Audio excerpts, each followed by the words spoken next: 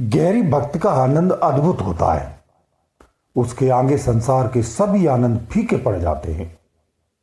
गहरी भक्ति करने वाले साधक सदा भक्ति में ही डूबे रहते हैं, डूबने का प्रयास करते हैं, सदा मदमस्त रहते हैं। ऐसे ही कुछ साधक जब भजन करते हैं या भजन करने के लिए बैठते हैं तो हर रोज या कभी कभार ऐसा होता है कि उन्हें तेजी से रोना आता है। उनकी आंखों से आंसुओं की धारा बहने लगती है। उनके रोने में कोई दुख या कष्ट या क्लेश नहीं होता है, ना ही कोई उनके रोने में पछतावा होता है, ना ही कोई हृदय में किसी प्रकार की पीड़ा होती है, ना ही कोई हृदय में उनकी खट्टी मीठी यादें होती हैं जिस कारण से रोता हो। लेकिन वो स्वतः से ही रोता है, परंतु फिर भी अकारण रोना लगातार आता रहता है।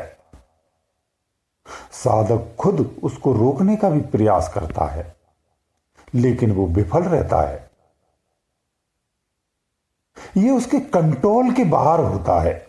जबकि भजन के उपरांत सामान्य हो जाता है, जब भजन करता है तो फिर से पुनः रोना चालू हो जाता है। भजन के उपरांत उसे रोना नहीं आता है। किसी किसी को भजन के उपरांत भी घंटों रोना आता है, ऐसा भी होता है। यह सभी के साथ न होकर के कुछ साधकों के साथ ऐसा भी होता है। तो ये कारण साधक खुद नहीं समझ पाता है कि आखिर ये क्यों होता है, किस कमी से होता है, इसकी मुख्य वजह क्या है, इसका मतलब क्या है। अब इसमें कुछ लोग कहते हैं कि गहरी आस्था के कारण होता है, गहरे भाव जागृति के कारण होता है, गहरी भक्ति के कारण होता है, भगवान के प्रति गहरा प्रेम होने के कारण होता है, भजन के समय प्रेम में उभार आने लगता है तो रोना आता है, आंसू आ जाते हैं। ये बात स्वीकार्य है, ऐसा हो सकता है, ऐसा होता है, लेकिन ये बाहरी ज्ञान की बात है। प्रेम या भावनाएं उभरने पर तेज रोना आता है, लेकिन रोज ऐसा होता हो ऐसा संभव नहीं है। यह संतुष्टि भरा समाधान नहीं मिल पा रहा है, यानी इस उत्तर में गहराई नजर नहीं आती है, मनगढ़ंत सा लगता है। क्योंकि रोज रोज भावना में कोई बहेगा नहीं, रोज रोज साधनाओं में बैठ करके रोना नहीं आ सकता है।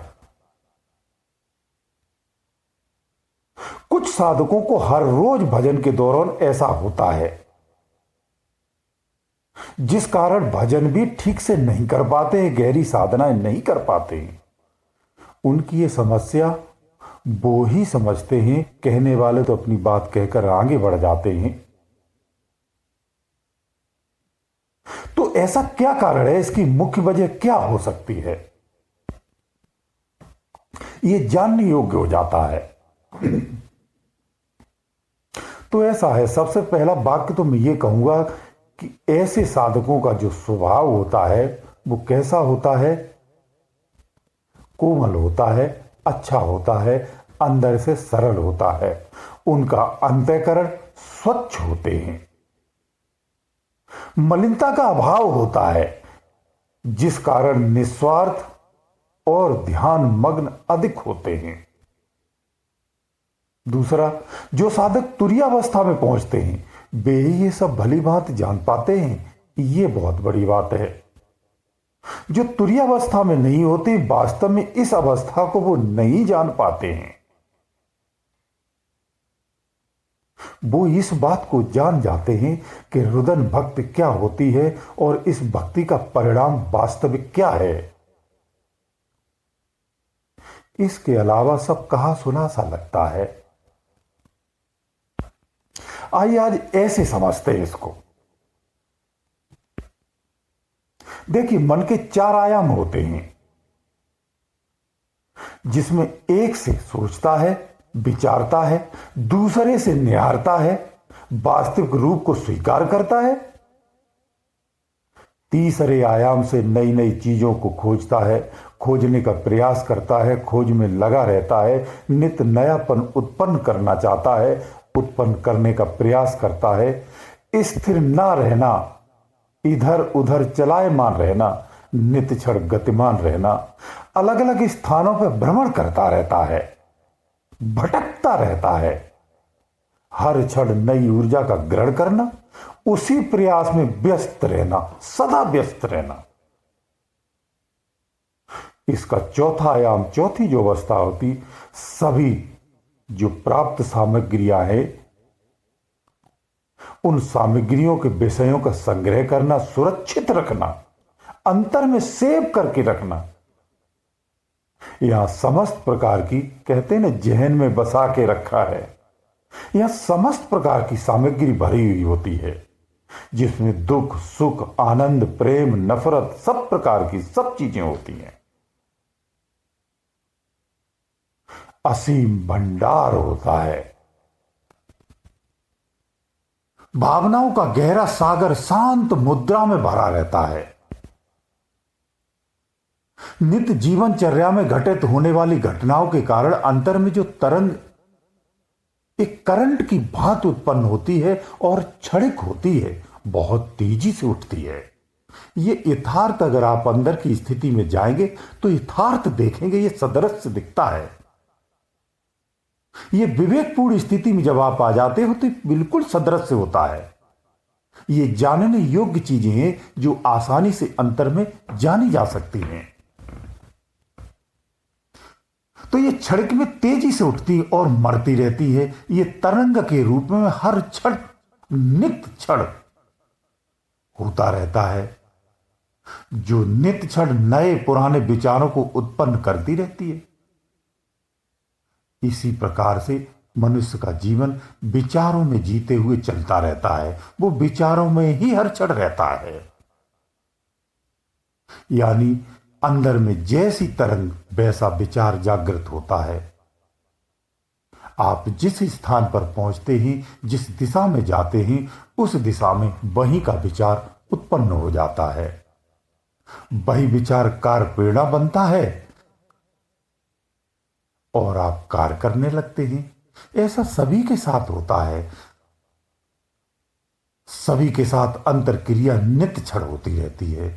हर जीव ऐसे ही जीता है।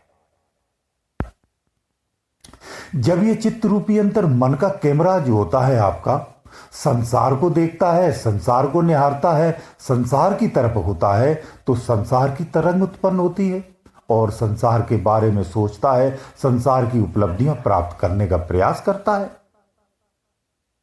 यही कैमरा जब अध्यात्म में लग जाता है, अंदर में झांकते लगता है, तो अध्यात्म की तरंग उत्पन्न होती है, अध्यात्म विचार प्रेरणा उत्पन्न हो जाती है, जो अध्यात्म उपलब्धियां पाने का प्रयास करने लगता है।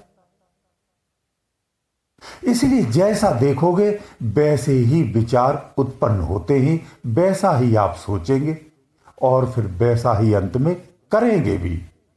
जो करेंगे वही भरेंगे भी, और वही आपके भविष्य का निर्माण भी करता है, वही आपका भविष्य भी होता है। तो ये क्रिया केवल भजन में बैठने तक की ही है, ये ध्यान रखना। क्योंकि मैंने प्रारंभ में ही आपको बोला, ये सब ऊपरी अवस्था का विषय है। ये क्रिया ध्यान में यानी भजन में बैठने तक की है। रोने का समाधान नहीं हो सकता है, इसलिए नहीं हो सकता है। इसीलिए भजन में रोने का कारण भावना भक्ति प्रेम ये मुख्य कारण नहीं हो सकते, ये निश्चित कर लेना। रोज भजन में रोने का कारण सूक्ष्म शरीर से संबंधित घटना है, ये भावना से जुड़ी हुई नहीं है, जिसमें वर्तमान और प्रेरणा स्रोत प्रारब्ध मुख्य कारण होता है। इसलिए ये सब आपके बस में नहीं होता है। केवल मानसिक नहीं होता है, पूर्व से अंदर में आसक्त भाव जो अधूरा रह गया था, वर्तमान भजन के कारण जब आंतरिक भाव फिर से जागृत होता है, तो ये कारण शरीर में अपने आप को पाता है और अपने जागृत विवेक से समझ पाता है और स्वयं को स्थूल से भी सूक्ष्म में पाता है। वो अपने लंबे समय के भटकाव को महसूस करता है। ऐसे में जीव भाव मरने लगता है। जब जीव भाव मरता है तो तेजी से रोता है। यह आपकी मन की ही शक्ति होती है।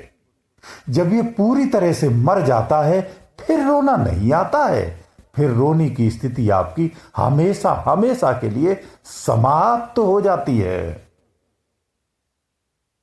एक कारण और होता है जिसके अंदर में मलिन तत्व बैठा होता है। भजन करने से सूक्ष्म शरीर की ऊर्जा तेज होती है और ये सूक्ष्म तत्व यानी जो मलिन रूप में बैठा हुआ है ये मरने लगता है। तो तेजी से अंतर में आपके स्वभाव में रोना आता है। ये भी एक रोने का कारण होता है। सरलतम भाषा में कहे तो आपकी अज्ञानी मलिन मन रूपी जो शक्ति है यानी आंतरिक ऊर्जा का तेजी से बहाव होता है, जिस कारण तेजी से रोना भी आता है, झटके भी लगते, कंपन होता है, शीतलता का भी आभास होता है। ध्यान रखना ये समस्त क्रियाएं सूक्ष्म शरीर से होती हैं, सूक्ष्म शरीर के अंदर से होती हैं। अब रहस्य की बात जान लीजिए। रोना हमेशा अच्छा होता है क्योंकि यह स्थिति अध्यात्म उपलब्धियां प्राप्त करने की होती है। आप देवी देवताओं की परिधि के बिल्कुल पास में होते हैं परंतु आपको पता नहीं होता है। बस इतना ही अंतर है। जैसे पड़ोसी के मध्य एक दीवार का ही अंतर होता है, ऐसे साधकों की मनोकामनाएं और देव दर्शन उनके रोने से जल्द प्राप्त होते हैं। इसलिए रोना अच्छा है। रोने से भी अच्छी आदत इसलिए बनाई गई है क्योंकि आपकी सभी इच्छाओं की पूर्ति हो जाती है। ऐसे साधक जब रोते हैं तो अपनी समस्त इच्छाओं की पूर्ति कर लेते हैं। जब परिधि के अंदर में रोने से इच्छा पूर्ति होती है, इस प्रकार से होती है जैसे रोने पर माता अपने पुत्र को दूध पिलाती है। जो साधक इस परत को न तोड़ करके 10वें स्थान पर अपना ध्यान केंद्रित करते हैं, उन्हें शब्द रूपी सत्ता सरलता से प्राप्त हो जाती है और अपनी सदगति कर लेते हैं। जीवन मरण से मुक्त हो जाते हैं। जो संसार से उदार है उसी का बेड़ा पार है। परमात्मा ने या परमात्मा में आसक्त रोने वाला कब सभी प्रकार के प्रपंचों से मुक्त हो जाता है। वो जीते जी अपना स्वयं कल्याण कर लेता है। इस तरह से जो मन की चारों आयामों के परे जाकर के अपने आप को स्थापित करते हुए रोता है, उसका कल्याण निश्चित है। यही वास्तव में निस्वार्थ सच्ची रुदन भक्ति है। ये रुदन भक्ति ही है। ऐसा साधक रोने मात्र से कल्याण कर लेता है। ये यथार्थ सत्य है। ऐसा अनगिनत कर चुके हैं, अनगिनत करने वाले हैं, अनगिनत कर रहे हैं। इस रुदन भक्त को वही जान सकता है, वही समझ सकता है। पूर्ण रूप से भास भी उसी को होता है जो साधक की जीव अवस्था को पार कर जाता है, यानी अपनी स्वयं की जिसकी जीव अवस्था है, तीनों अवस्थाओं को पार करते हुए चौथी अवस्था में स्थापित हो जाता है, स्थिर हो जाता है। अन्यथा सब मन गढ़ंत है, मिथ्या सा लगता है।